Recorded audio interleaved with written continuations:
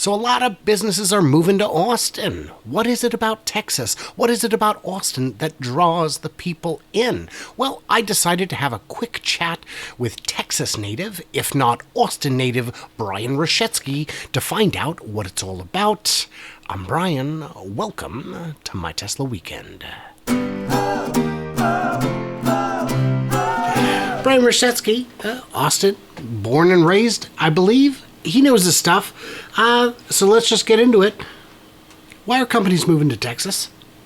Well, actually, I'm not born and raised in Austin. And I say most people, even they claim they are, they probably aren't. But I think the same reason why I flocked here in the beginning was the reason why most people flock here. It's beautiful. It's gorgeous. Weather's great. Definitely, though, the businesses have increased. And that's what really brings a lot of people in. And I was born outside of Austin in Corpus Christi and moved here. Was one of the, you might hear this, was one of the got here as soon as I could people. And that's a common phrase for Austin. So Corpus Christi, I assume that means you're lithium. Is that correct? Oh, no, that's a new factory. Yeah. Sorry. Right. Yeah, I gotcha. So yeah, I grew up, though, with every person I knew, every family member, everyone around me. They either worked in and around an oil refinery, the pipe industry, heavy materials. That's what everyone I knew was, for sure. So a lot of businesses are moving there. I've driven around. You've driven around. Have you seen any construction sites everywhere all the time? Yes, mainly condo buildings in suburbs. Condo buildings, and suburbs. Warehouses. And warehouses.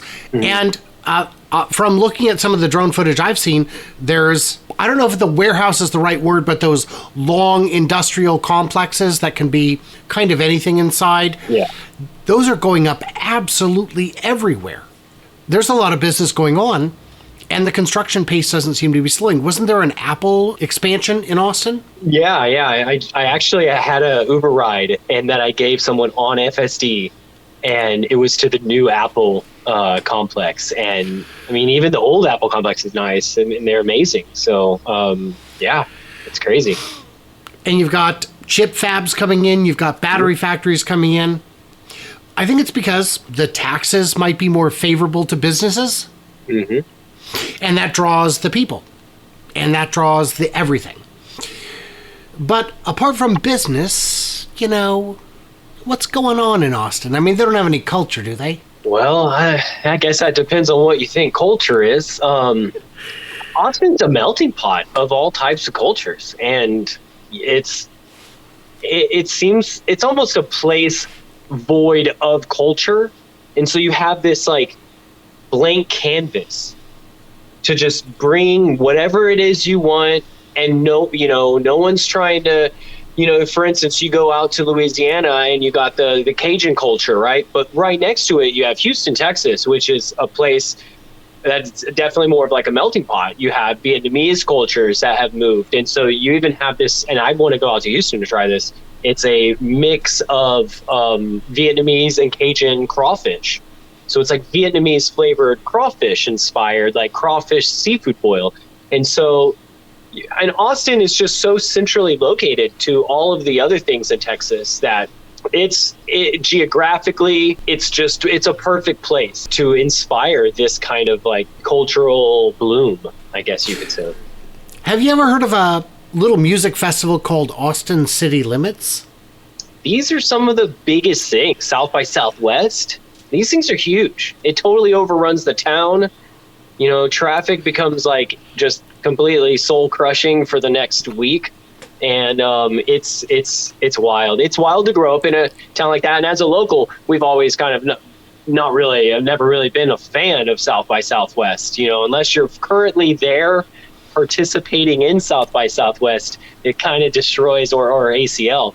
It might kind of disrupt your day a little, because these are huge festivals that draw not just millions of people, but millions of dollars. And it just revolutionizes the entire way people come and travel to Austin. It's music, it's film, it's comedy, it's kind of everything. All the electric cars are even coming to South by Southwest now. They have they have an entire section of South by Southwest. You know, they have South by Southwest music, they have film, and then they have this whole other part for like education. And a lot of that is electric cars. I saw Dave Lee did a video on, I think it was Dave Lee. He did a video on a electric RV that was at South by Southwest. That was like total off-grid, solar panel roof and batteries. Yeah, it's great. That's right up his alley. I got to meet him once. I don't think he knows that I got to meet him once. I sent him a picture of us meeting once, and to no avail. Perhaps someday, maybe another 700 videos, and he'll come on board and do an interview. Yeah. No, he's a great guy, and you know, a lot of times I say to my viewers, you should follow this person, but in the case of people like Dave Lee, they already know who he is. They're already following. Yeah. That's why I mentioned it. I thought, you know, most people probably have. If they haven't seen it, it's just really interesting, and I just love seeing new technology, especially right here in South by Southwest. Right in Absolutely. So Austin, being a melting pot, has a variety of food. Tell me about, first of all, it's Texas. Tell me about the barbecue. Okay, so everyone goes to barbecue, and I'd like to just start off with tacos. Okay, just finished eating some tacos. Austin has the best tacos. We have an amazing. To me, we have all of them, right? And we have really good selections of every single type. Like again, I think that all that roundedness of Austin is in everything, and I think that's why it's so easily. It's an easy place to like find that you enjoy living here, because there's something for everyone. And no, tacos, man. Tacos are good. You know, in specifically in Tex-Mex, we have breakfast tacos, which a lot of Californians, and like that's a difference of tacos around the country, right? So in Texas, I've heard that we invented breakfast tacos. It's kind of more of like a Tex-Mex thing, versus like if you go more to the west of Texas and like more West Coast, you have more of the West Coast kind of style Mexican food, which is a lot different. Just like New Mexican food is a lot different of a Mexican food than, you know, South or Southeast Mexico, like south of us down Bronzeville. It's like a lot different. And so we have like influences from all around, because Texas is such a huge, diverse area. Well, what people don't realize is Mexico is itself quite large and quite diverse. And when you find a Mexican restaurant that you really love, you should ask them, what kind of Mexican food is this? I did see a restaurant in the town I used to live in that had a sign that said authentic Mexican style food. And I was like, quick question. What is that? Taco Bell is Mexican style food. This is Mexican food. Just call it Mexican food. Now, we have shockingly good Mexican food in this little town in Washington where I live. But still, nothing on the stuff I've had in Texas. Yeah. We went into a place in Brownsville, and the barbecue. We went into a place in Brownsville that was so authentic. The second waiter had to bring out the gringo menu for us. Because everything was in Espanol. Yeah. We could have got our way through it, but so I had an opportunity to go to Terry Black's, which was a little pricey, but my gosh, was it good. And barbecue is pricey, and anyone out there that's going to go and eat at a barbecue place, if you're going to come visit Austin and you want to get barbecue, the first thing you want to do is try to find 3 or 4 friends. If you got to meet them on the street, whatever you got to do, because a lot of barbecue becomes cheaper when you buy more. You know, it's one of those things. Some places will sell it by like a sandwich, chopped beef sandwich, you know, things like that. But a lot of times you're getting like 1, 2, 3 pounds of food, and then you kind of get bread on the side and you make sandwiches. It's kind of its whole thing. But T-Black's is really great, and that's a good location. That one's the one I would suggest for anyone to go to. If you want to really do the one that's like the most famous in Austin, you got to wake up at 5 a.m. or 6 a.m. You got to wake up before sunrise and get there, or else the line will be wrapped around the door and they could sell out, and you could wait in line all day and then you don't get any. And that's the thing with barbecue is it takes 8, 10, 12 hours to cook, and when they're out, they're out. In our case, exactly what you said. I said, give us a little bit of everything. And he goes, one rib is like $50 because it's like 3 pounds of meat. And I was like, do it. No regrets. It was amazing. We shared it. Yeah, so we got a little bit of everything. We shared it, and that was the way to do it.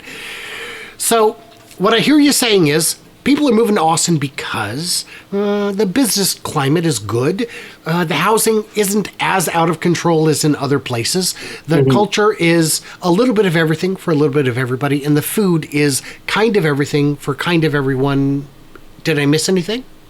Yeah, like for instance, I live here and I want to leave because I've lived here my whole life. Okay, let's just think about this. I've lived here my whole life.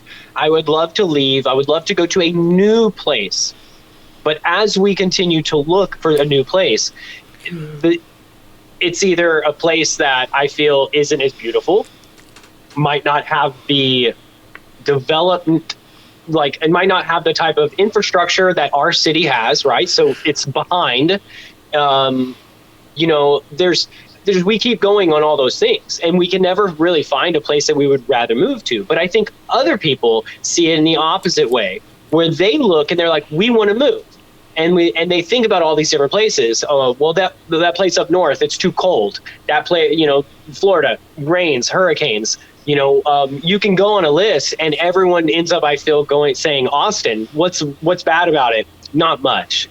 Traffic. Oh, well, all cities have traffic. That's something you're going to deal with everywhere.